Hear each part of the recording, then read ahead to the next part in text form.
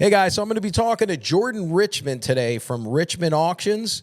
I'm actually selling a sign with him, and it's the first sign I've ever sold at an auction. So I'm pretty excited about this one. We're going to hear a little bit about him, how he got into the collectible hobby, and then how he started his auction house.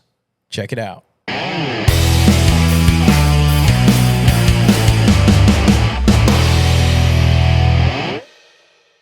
All right, let's get into it. Jordan, how's it going, man? Oh, we're doing great. Getting ready for this big sale we have in a few weeks. Yeah, so it's crazy because we met how many years ago now? Quite some time Gotta ago. been 10 years, 10 maybe? years ago. Probably, yeah. Now, you didn't have an auction company back then, did you? No, I've always been the auction company was a business born out of passion, really. I've been like you. I've always collected. I've always had memorabilia. And after getting out of that nutrition business I had, kind of took a few years to figure out what I wanted to do and wanted to be in this space. And so we started the auction company. But originally, when I met you, I was just like you, just a collector, chasing this stuff, having fun. Let me ask you a question because it's weird. I didn't start collecting until I was, well, I'm 51, pretty much my late 40s. And, I grew up in the steel business and then later obviously had an opportunity to design stuff like this. So I had like this great creative ability. But when I looked at these old things that we collect now and love, they were just junk to me forever. It was lost on me. Some people have parents who are, hobbyists and they collect different things and that rubs off on the kids and they get an education and then they go on to like collecting. But I never had any of that. No one ever encouraged me to do any of that. I started by buying some cars and like 30s cars, not like muscle cars or what people would expect, mostly Art Deco stuff that spoke to me from a design standpoint, aesthetically, And then after collecting way too many cars for too long and having, 10, 15, 20 cars in a collection, I kind of shrunk that down. And then I got into signs and I realized that the signs, they scratch the same itch as the cars, only, you don't have to worry about changing the battery or running out of gas or, all the things I loved about the cars, driving them, experiencing history, I started to get out of the signs. So how did you start the collecting bug? I would say very similar to you. I didn't have family members in it. My parents actually thought I was crazy when I started buying this stuff, but it started, same thing. It was kind of lost on me. I never even thought about vintage signs or memorabilia or anything, but it started right after I got married. My wife and I, our favorite drink was Coca-Cola. And just, we were watching, I think actually American Pickers or something like that, and saw an old soda machine and thought, that'd be kind of cool to have in the house, and so we went on a search and found one, and it didn't take long. And I thought, I wonder if there's old soda machines. I wonder if there's old Coca-Cola signs. And then I started looking and found one, and we put it up in the house. And that's exactly how it started. It was complete, just, a passion for Coca-Cola. And then it snowballed into what it is today. Yeah, that's insane how it grows like that. It's so funny so when I first started collecting cars, I was really focused on Hudsons. For whatever reason, they're like kind of an orphan brand. They're very Art Deco and hard to find certain cars from the 30s in the Hudson brand. And so I hunted Hudsons like a maniac. I was so hyper focused on one brand. And then over time, like you with the Coke, it started to diversify. You get a better education from dealing with others. I learned a lot from a lot of older guys in this hobby, where they had a lot more wisdom than me. I'd always double, triple check because I'm also making investments that I want to make sure are good. And then over time, you just start to begin to know what's good and have a nose for it. And that's the thing. I think some people collect and some people have a nose for it, have an instinct towards how to take a risk on the right pieces. And that's what I like to do. I mean, I'll buy stuff in between, but I like to try and get, because I'm more of a collector, even though we're selling this sign at your auction, which is the first time I've ever sold a sign at any auction. So I'm pretty excited about it because it's one of the best signs I've ever found by far. And I pride myself in kind of one-off-ish, rare, good looking, high graphic type stuff, you know. So, but this thing to me, okay, not to, we might as well talk about it now. This thing to me, this lion sign is, I mean, it's among the best stuff I've ever even had a chance to set my eyes on. Never mind be able to put it out there for sale in, well, this is going to be a pretty high profile auction for you. Yeah, I don't know if you actually put it out there for sale or if I just bugged you to death about it. I'm not sure which one it is. No, I think your words were "don't make me beg" or something like that. Yeah, You that's know, what I'm saying. Yeah, I was really curious on this Gilmore. You know, speaking about speculation, how you found it, what you did to get into this guy's place, what he did, how he found it, and then what gave you the confidence on a sign that's never been seen before Yeah. to buy it and and take the risk on it. So really interested to hear your side. Well, you know, I'll be honest with you. This is one of those where sometimes you got to, like, on your elbows and knees, grind through the muck and mire to find some like rusty piece of gold. This was a text message from a good friend of mine who said, "Hey, are you interested in these signs?" And I saw it and I just said yes. I was like, couldn't say yes fast enough. Then the next question is how much, right?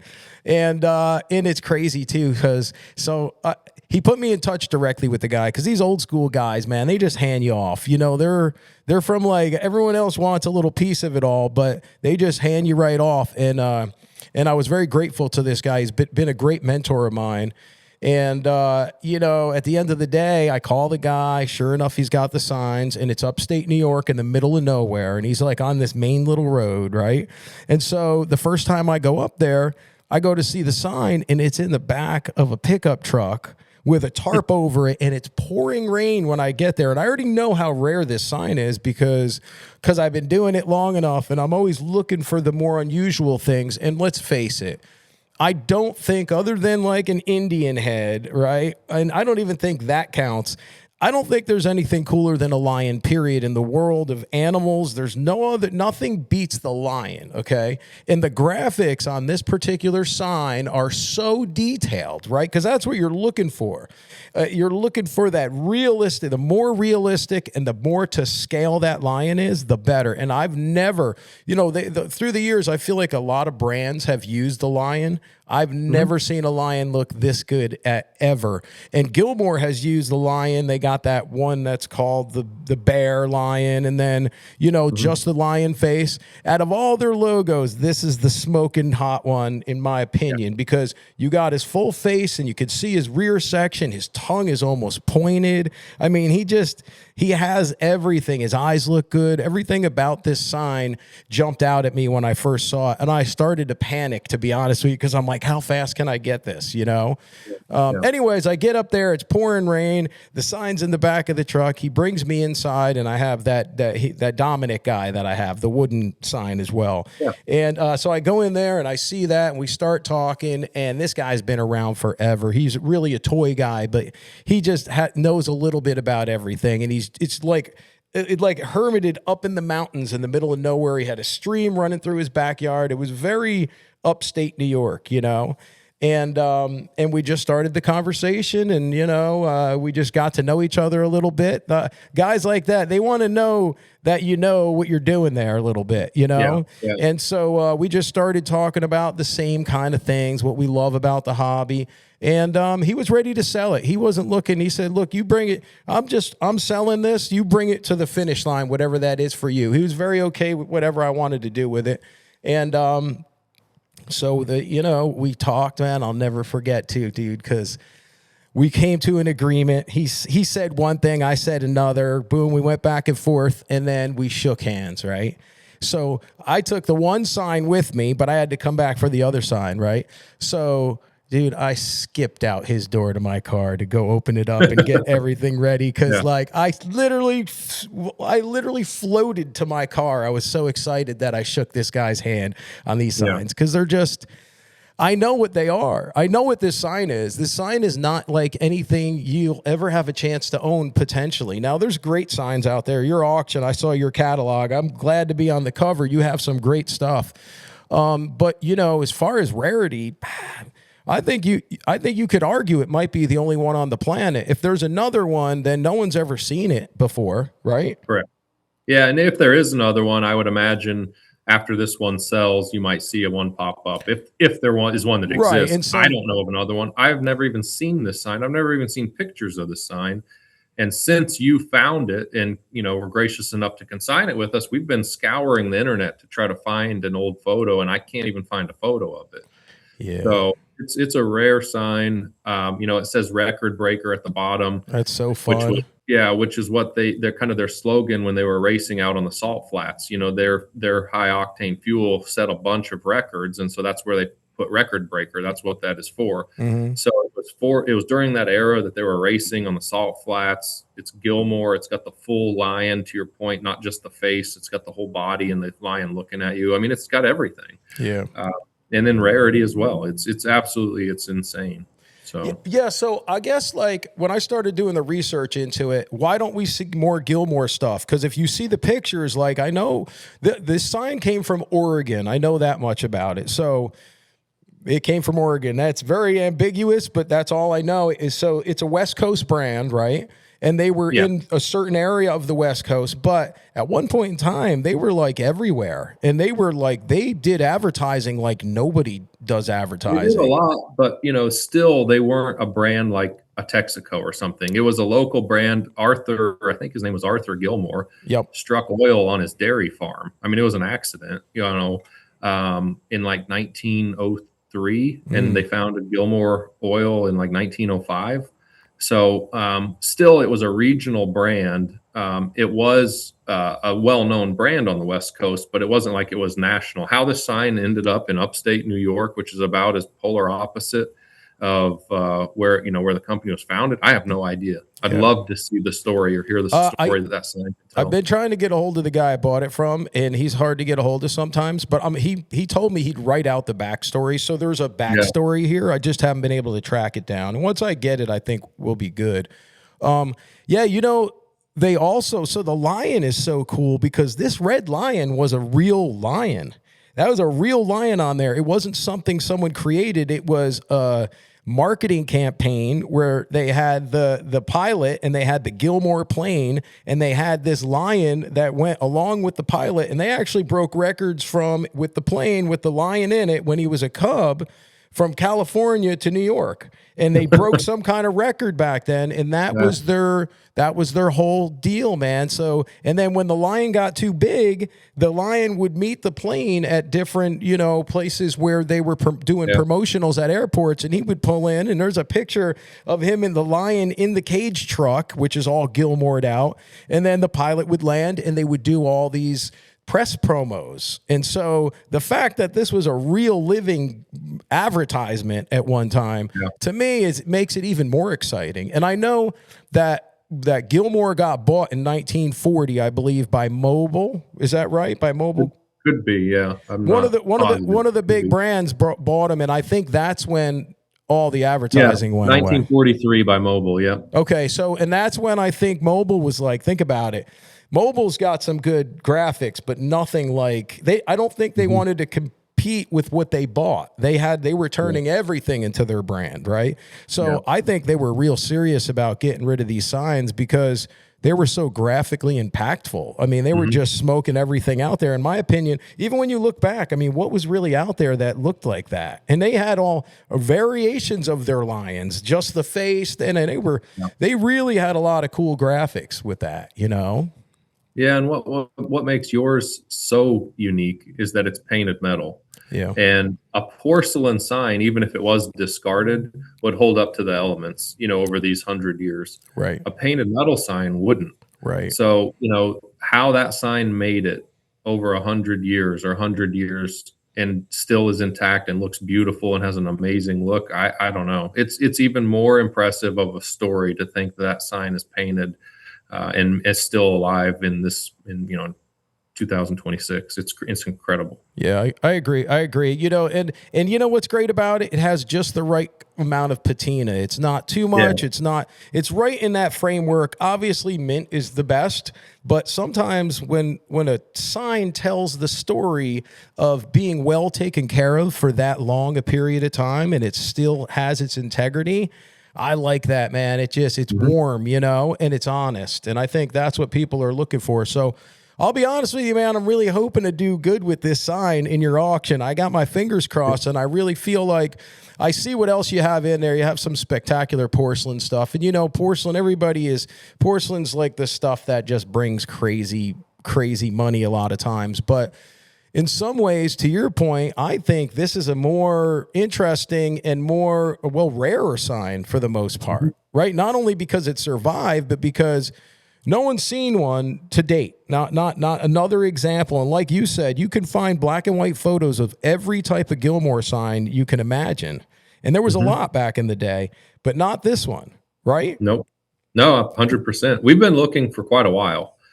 We found some very similar, with that same lion, but not the said record breaker as well. So it's still a puzzle piece that we're working on. I hope to dig one up before the auction, but regardless, it's an amazing sign. And to your point, probably, I off the top of my head don't know if I have another one of one in the auction. Right. This one definitely is. So Yeah. it's one of the most rare signs in the auction for sure. Absolutely. Yeah, cool. Well, I'm looking forward to it. Sorry I couldn't make it out there in person, but that's all right. I'd love to see a walkthrough. If you want to send me like a walkthrough video, I'll tie it into this, and I'd like to even see my sign in there somewhere. I thought maybe. Well, it's front and center. Yeah. So when you walk through the doors, and I'll start maybe at the front of the building and walk through. When you walk in, it's the first sign you see. So let me ask you a question. When can people come to your place and start viewing the signs? When does that open to the public? I mean, well, first of all, Richmond Auctions, you go there. That's what, richmondauctions.com? That's it. That's it. So we're in Greenville, South Carolina. You can come preview by appointment anytime, but it's by appointment only. Preview to the public is the day before the auction starts. So it'd be January 28th. The auction is the 29th through the 31st. But if anyone's local or wants to make the ride up or down, just get ahead of us 24 hours in advance. If not, the 28th, it's open from 9 to 5. Okay, cool. Well, I'm seeing if I can make it out there myself, because I'd like to see that baby roll across the block. You better be out here. I know. I think I should be, and I think it'll be good. I'm looking forward to it. So what's different about this auction from your other auctions? Anything at all? You were mentioning something to me about this being unique. Well, it's our grand opening in our new building. This facility we have been renovating for about a year, and because of that, I wanted to have the best auction we've ever had to kind of break the ice here. And so, along with yours, we've got probably a dozen other 1 of 2s, 1 of 3 signs known to exist. It's by far our best auction in terms of rarity and condition. You'll see in the walkthrough, it's incredible. There's over 200 neon signs in this auction. There's about 1,400 signs in total across the 3 days. But it's one that I think is going to go along with the slogan of your sign, and I think it's going to be a record-breaking auction for sure. Oh, I like it. I like that. Okay. Well, cool, man. Listen, I appreciate your time. I'm looking forward to this. I think I might sell a few more signs with you, depending on how well this goes, and I expect it to go really well. I've had a lot of people reach out to me and say, "Hey, I saw your sign, and it looks good on the salt flats." And apparently the catalog has like a pretty good layout to it, but I think it's going to be good, and I'll keep pushing people in your direction. And this is kind of fun. I usually don't like selling signs, but this is kind of. Well, once you sell one, it makes it easier. So it does. Well, you know, I got plenty more. Yeah, you to do. Sell. So I'm gonna do a walkthrough video for you, and we'll be in touch. Sounds good, Jordan. I appreciate it. Thanks, Paul. Have a good one. All right, buddy. You too. All right. Bye.